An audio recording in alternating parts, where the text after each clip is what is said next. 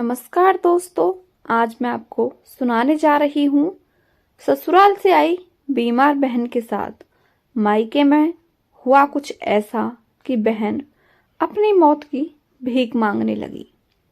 मेरे पापा मेरी बुआ को घर ले आए थे। मेरे पापा और मेरी बुआ दो ही भाई बहन थे।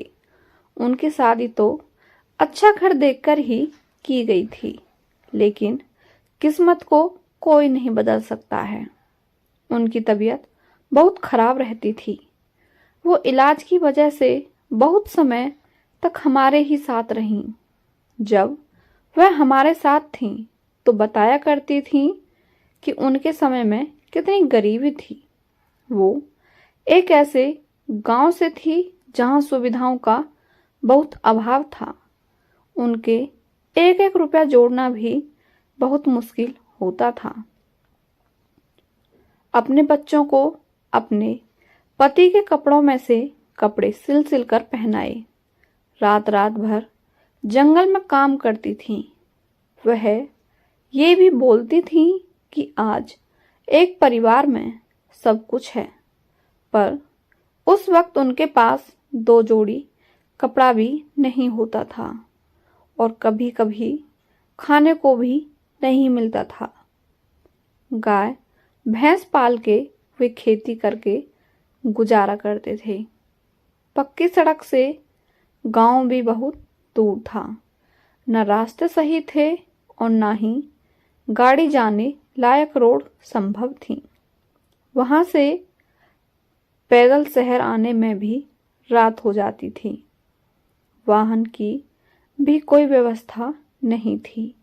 इस कारण से वो पढ़ भी नहीं पाई और माता पिता ने शादी भी जल्दी कर दी थी। बोलती थी कि 14 साल की उम्र में उनकी शादी हो गई थी। मैं उनके गांव गई तो नहीं हूं, पर मैंने उनके गांव को बहुत दूर से देखा जरूर है, क्योंकि पैदल चलना बहुत है।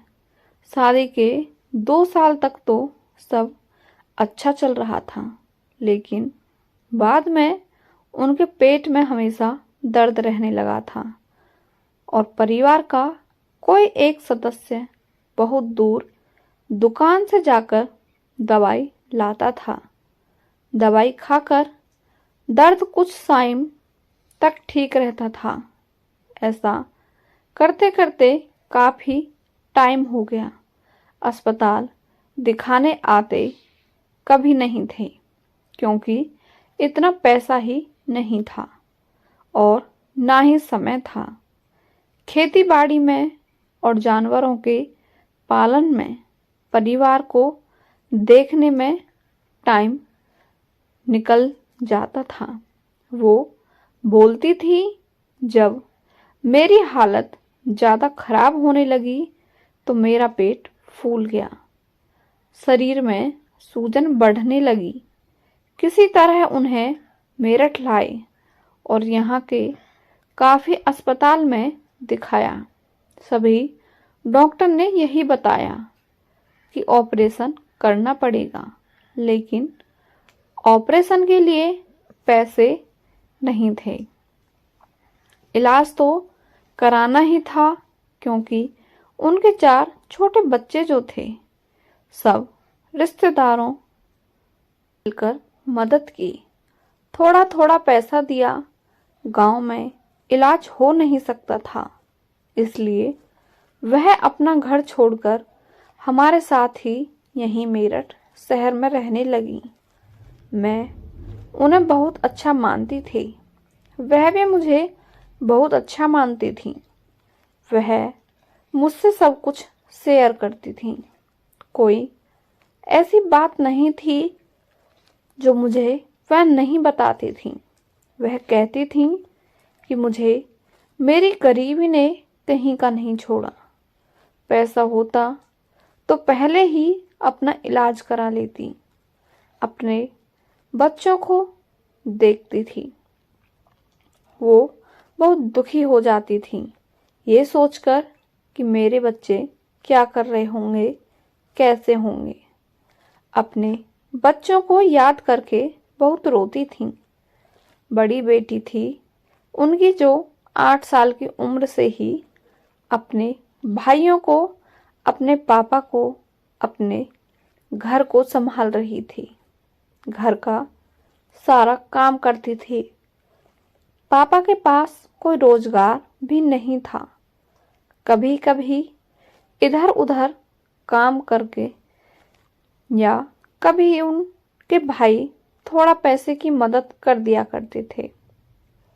इसी से उनका गुजारा चल रहा था। तो जो मेरी बुआ थी उन्होंने तकरीबन 4 से 5 साल तक अपना इलाज कराया, लेकिन उनके साथ कुछ अच्छा नहीं हुआ। उनकी तबीयत बहुत खराब हो चुकी थी। इलाज के दौरान वह ठीक तो हो गई, पर कहते हैं ना कि किस्मत को तो कुछ और ही मंजूर होता है।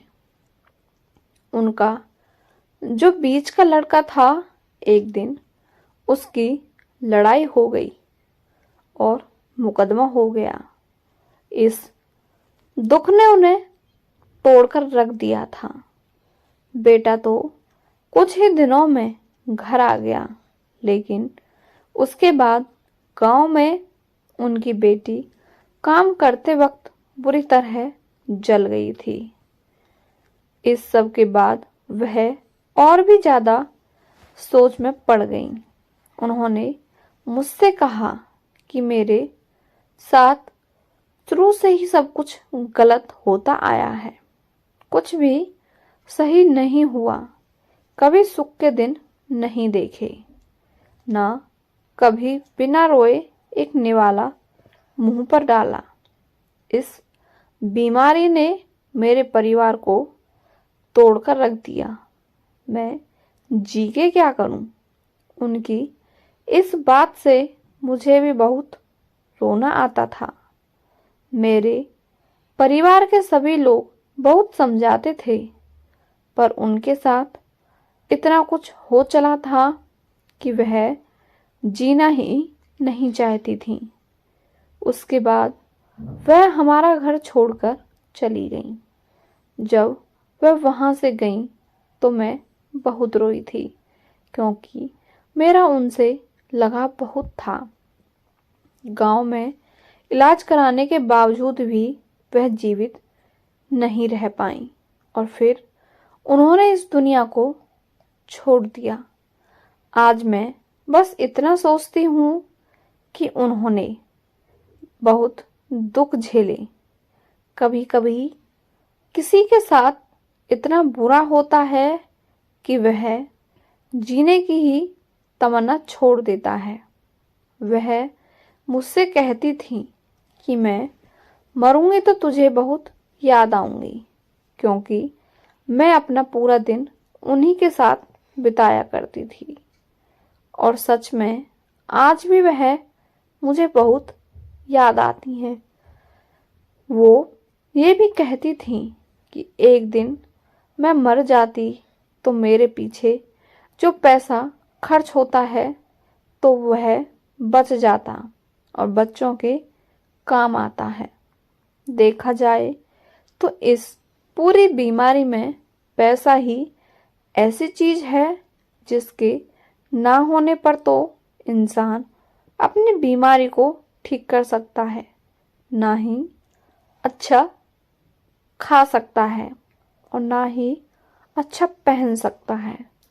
पैसा ना होने पर इंसान को कोई पूछता भी नहीं है।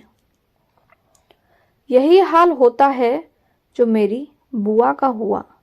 मैं इतना सोचती हूँ, ऐसे ही कितने लोग होते हैं समाज में जो गरीबी में अपना सब कुछ खो बैठते हैं। कहते हैं गरीब गरीब होता जाता है, अमीर और अमीर बन जाता है। इसलिए जरूरतमंद की मदद करें, खासकर गरीबों की। पैसों की फिजूल खर्ची ना करें।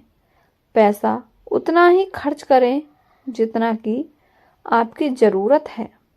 ज़रूरत से ज़्यादा खर्च करना अच्छा नहीं है। मैंने अपनी बुआ से बहुत कुछ सीखा है। अपने जीवन के साथ लापरवाही ना करें। कुछ भी हो तुरंत अच्छे डॉक्टर को दिखाएं, क्योंकि जिंदगी एक अनमोल रतन है। छोटी से छोटी को भी हल्की नहीं लेना चाहिए, क्योंकि छोटी बीमारी कब बड़ी हो जाए पता ही नहीं चलता। आपको ये कहानी कैसी लगी हमें कमेंट करके अवश्य बताएं। और यदि आप हमारे चैनल पर नए हैं तो चैनल को सब्सक्राइब करके बेल आइकन अवश्य प्रेस करें। आपका बहुत बहुत धन्यवाद।